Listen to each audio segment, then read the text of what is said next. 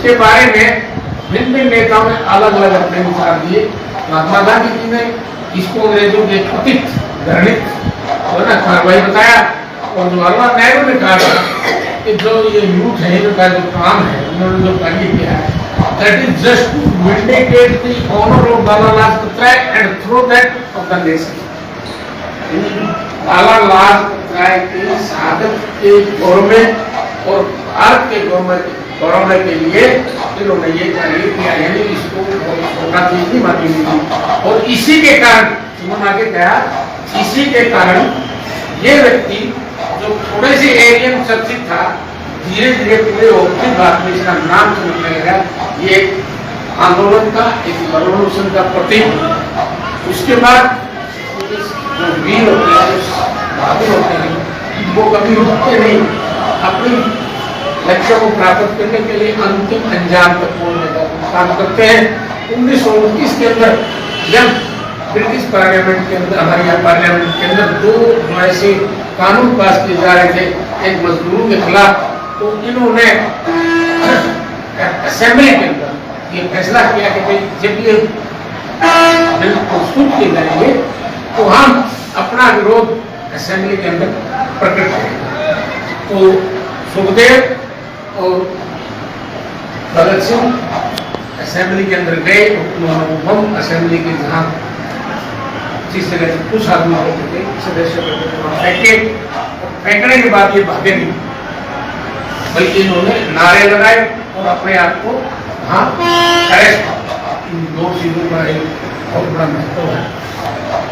समय के अनुसार बड़ी बड़ी बातें चलती है, क्रिटिसिज्म होता है कि महात्मा गांधी जी इस पोजीशन में थे कि वो चाहते तो भगत सिंह को छुपवा सकते, भगत सिंह को नहीं छुपवाया। राउंड कॉन्फ्रेंस से कोई बात नहीं की। साथियों, इसका सबसे बड़ा उदाहरण ये है कि चाचा जी ने इनकी तरफ से माफीनामा भेज दिया था किसी तो भगत सिंह उसका बहुत बड़ा विरोध। वो आदमी नहीं था जो करके ना अपने ऊपर उसके ऊपर रखना चाहता हो। ऐसे चीजों के लिए, ऐसे मतलब यहाँ छुपने के लिए एक शब्द है कम्यूटेशन, क्योंकि अपराध ऐसा था कि इन्होंने खुद माना था कि हमने किया है, तो उसके लिए कम्यूटेशन एक शब्द होता है कि भाई जो फांसी की सजा थी उसको जीवनाजीवन कारावास में इसमें बदल दिया जाए। लेकिन उसके अंदर एक प्रोसीजर है कि जो कन्विक्ट है उसको लिख के देना होता है माफीनामा कि मैंने गलती किया, मैं अपनी गलती मानता हूँ और मेरे को बहुत की सजा न देंगे, लाइफ इम्प्रिजनमेंट या कुछ नहीं देंगे। भगत सिंह इस चीज ने किया, क्योंकि भगत सिंह ने परिंदारी में वो काम नहीं किया था, उसने कोई अपराध नहीं किया। उसने अपनी भारत माता के गौरव में इतिहास के लिए अंग्रेजों को ये बात बताने के लिए इस देश का युवा अपनी भारत माता की आजादी के लिए कोई बड़े से बड़ा कुर्बानी देने के लिए तैयार है। और समय है कि आप यहाँ से प्रस्थान करें। और बहादुर आदमी कभी घबराया नहीं करते, मौत उनसे डरती है। आखिरी अक्षर के अंदर जब इन दोनों आदमियों को पेश किया गया, जहाँ इनकी एग्जीक्यूशन हुई थी, तो प्रश्न होती है कि इसमें बहुत जरूरी पूछा जाता है क्या बोलना चाहते हो। कोई आदमी ये कहते मैंने जो किया होगा किया नहीं, कहते मैं संदेश देना चाहता हूँ। इन्होंने अपना मास्क उठाया और वो मजिस्ट्रेट के ऊपर फेंक दिया और तीनों ने आपस में जब्बियां पाई और अंग्रेजी सरकार के खिलाफ नारे लगाते हुए अपनी शहादत दी। और सबसे पहले सरदार भगत सिंह जी को जो है ना ट्रेन किया गया 23 मार्च 1931 को। और शहीद इसलिए होते हैं, शहीद तो ये गया गोली चला दिया, हमारा चला दिया। शहीद मरने के बाद भी आपके पास दो एग्जाम्पल। पहला एग्जाम्पल सरदार भगत सिंह, राजगुरु सुखदेव, इनकी मौत के बाद भी ये अंग्रेजों के लिए इतना बड़ा खतरा बढ़ गया कि रात को ही 10 बजे अंतिम संस्कार बड़े गुपचुप तरीके से किया गया कि अगर सुबह हो गई तो ये देश दूसरा बहुत बड़ा आंदोलन रहा है। दूसरा एग्जाम्पल आपने चंद्रशेखर आजाद का भारत के अंदर अपने आप गोली मारने के बावजूद कई देर बाद जो ना ब्रिटिश फोर्स उसके पास गई। यानी मेरा कहने का बावजूद जो शहीद होते हैं वो हमेशा ही तानाशाह के खिलाफ पहले के लिए एक धर्म का प्रतीक होते हैं। शहीद किसी जात समुदाय या धर्म से जुड़ा नहीं। इन्होंने एक पत्र लिखा था, भाई आई एम एथिस्ट। मैं क्यों हम कह देते हैं एक तो भगवान में विश्वास करें, भगवान में विश्वास करें। इन्होंने कहा मैं धर्म के खिलाफ नहीं हूँ, लेकिन जो आज धर्म की व्याख्या होती है, धर्म के लिए जो रैशनल बातें होती है, वो धर्म को रीजनिंग और साइंटिफिक तरीके से देखना चाहिए। धर्म बहुत बड़ी चीज है, उसमें जो हमारी ट्रेडिशनल चीजें हैं उनको ना लेकर ये देखना चाहिए आज के परिप्रेक्ष्य में धर्म साइंटिफिक लक्ष्य को अंग्रेजी शासन ने पूरी अंग्रेजी शासन ने क्या समझा? लॉर्ड इरविन ने असेंबली में संयुक्त अधिवेशन में घोषणा की, ये विद्रोह किसी व्यक्ति विशेष के खिलाफ नहीं। वो भी कह रहा है कि व्यक्ति विशेष के लिए बम नहीं मारा गया, वरना पूरी शासन व्यवस्था के विरुद्ध अंग्रेजी शासन के विरुद्ध ये बम धमाका किया गया। ये लॉर्ड इरविन ने कहा असेंबली में, पार्लियामेंट। भगत सिंह ने गंभीरता से इतिहास, दर्शन, राजनीतिक, अर्थशास्त्र, साहित्य, विशेष तौर पर मार्क्सवाद का जो गंभीर अध्ययन किया और वो बेमिसाल था। जेल के अंदर ही अनेक किताबों के अलावा उन्होंने कम्युनिस्ट पार्टी का घोषणा पत्र, मार्क्स की पूंजी का प्रथम खंड थी ना, उसके कैपिटल की पूंजी, उसका पहला खंड इन्होंने अंदर जेल में पढ़ लिया। फ्रांस में गृह युद्ध, एंगल के परिवार और प्रति व्यक्ति लैंडन की बेटी इंटरनेशनल का पतन, सर्वहारा बचकाना मर्द जैसे किताबों के नाम में बताया। किताबें उन्होंने पढ़ रखी थी। जेल में ही भगत सिंह ने 4 पुस्तकें लिखी जो उनका नाम है। जेल से बाहर भेजा गया परंतु उनकी खोज ना हो सकी।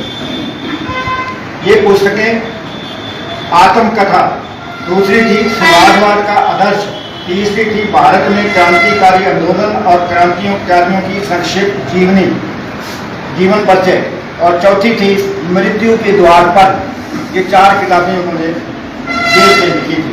हम में से जिन लोगों को ये विश्वास है कि उनको मृत्यु दंड दिया जाएगा, उनको धैर्यपूर्ण उस दिन की प्रतीक्षा करनी चाहिए।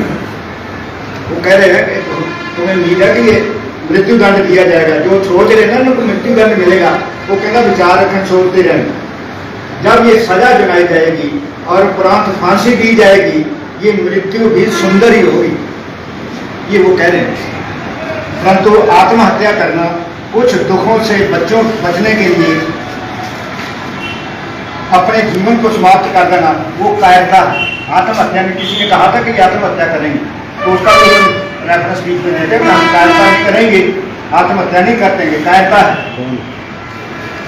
शहादत देंगे। हमारे जैसे व्यक्तियों को जो प्रत्येक नगर से क्रांतिकारी होने का गर्व करते हैं और हमेशा हर प्रकार की विपत्तियों, चिंता, दुख, कष्टों को सहन करने के लिए तत्पर रहना चाहिए।